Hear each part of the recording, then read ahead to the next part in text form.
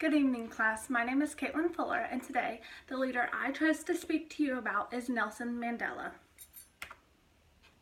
Nelson Mandela was born on July 18th in 1918, and coincidentally that is right around the corner, so it would have been his birthday next week. Unfortunately, he is no longer with us. He was born in Eastern Cape, which is in South Africa. His mother and father died shortly after his birth. They were only with him till he was 12 years old. So therefore, after that, a local king from a nearby village adopted him and took him in as their own. That was great for him because it presented him with a wonderful opportunity to just advance and grow a little more and see more things. He wasn't so limited as he would have been. Nelson actually received his name from his primary school teacher. It was tradition, and it still is in South Africa, for them to receive their names from a teacher to have more Christian names. I'm not exactly positive of why they do that, but that is what they do. Just like we have norms here in America, they do there as well, and they like to follow them, and we just need to respect that. Now, Nelson was a wonderful man and did wonderful things, but he still was a man, and he was a little promiscuous. He was married on 3 different occasions to 3 different women. He has a total of 2 boys and 3 girls, 5 total. He had 2 boys and 1 girl with his first wife. They also unfortunately experienced a miscarriage, but then with his 3rd wife, he went on to have 2 more girls.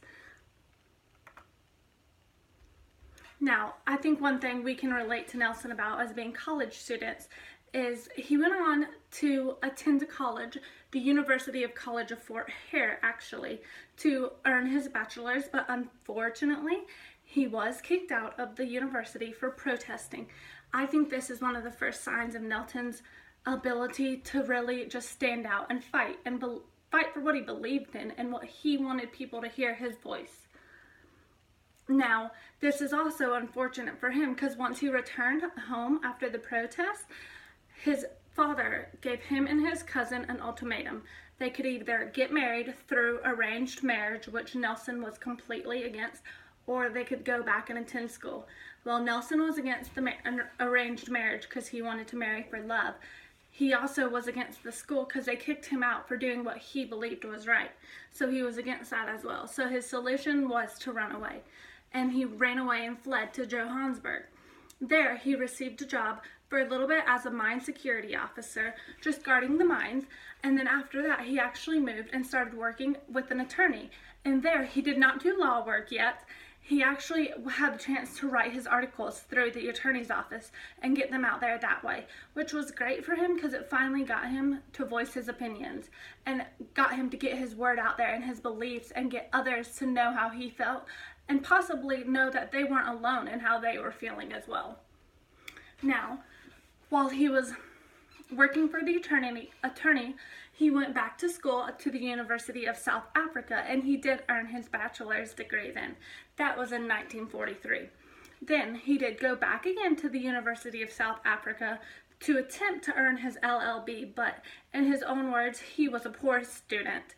So he did not get it, but 3rd time's a charm. He went back again to the University of South Africa and did earn his LLB in 1989, almost 40 years later.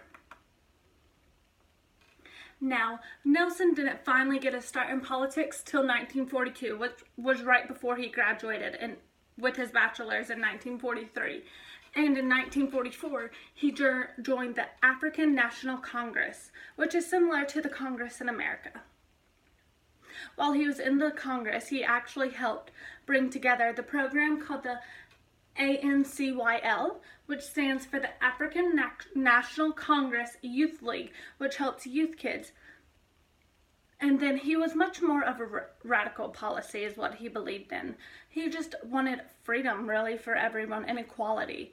And I think that's why he wanted to help form the Youth League, to help those younger kids, to show them they have a voice. They can do what they believe is right, and they can stand up for their beliefs.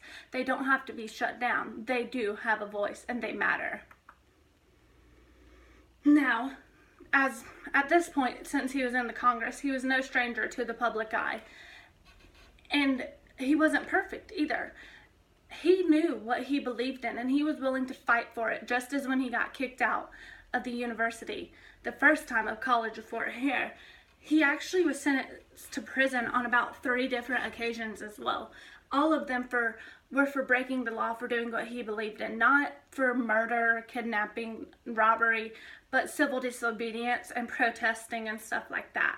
It was simply voicing his opinion, which not everyone has the freedom we do here in America. We're very privileged to have freedom of speech. No other nations have that.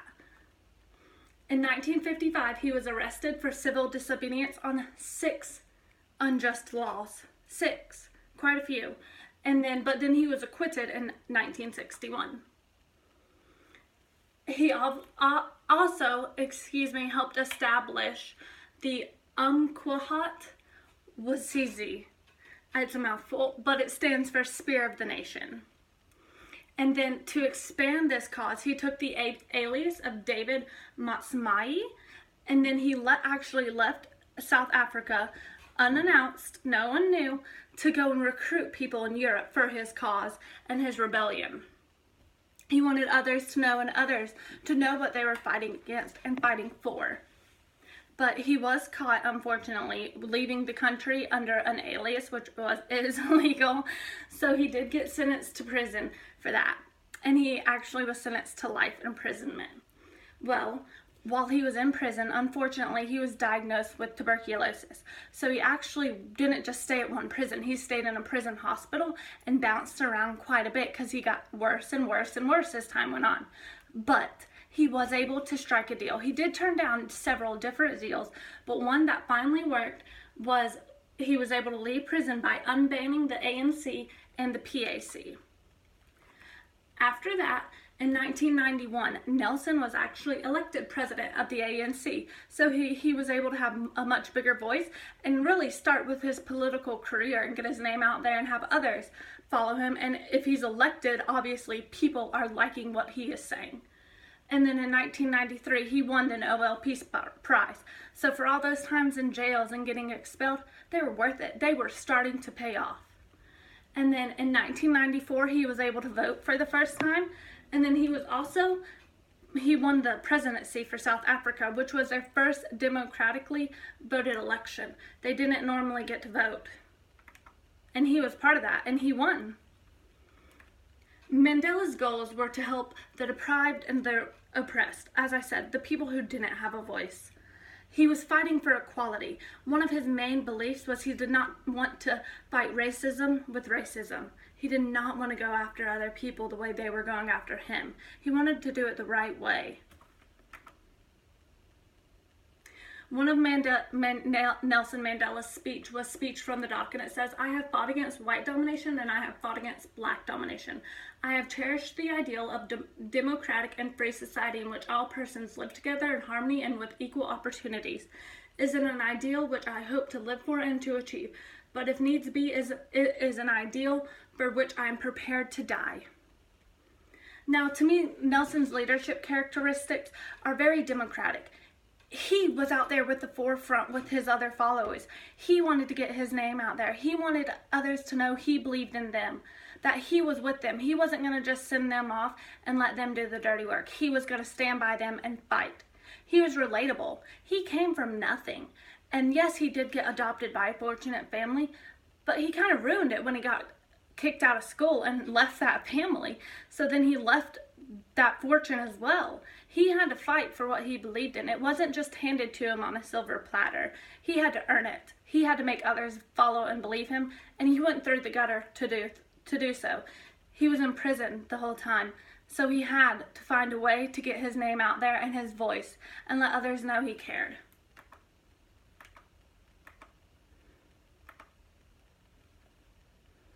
That's one of the main things. I think he just possessed some special quality, even more than charisma, that made others want to follow him. Now, that is all I have for today.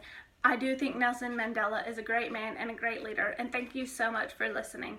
I hope you have a better understanding of him now. Have a great day.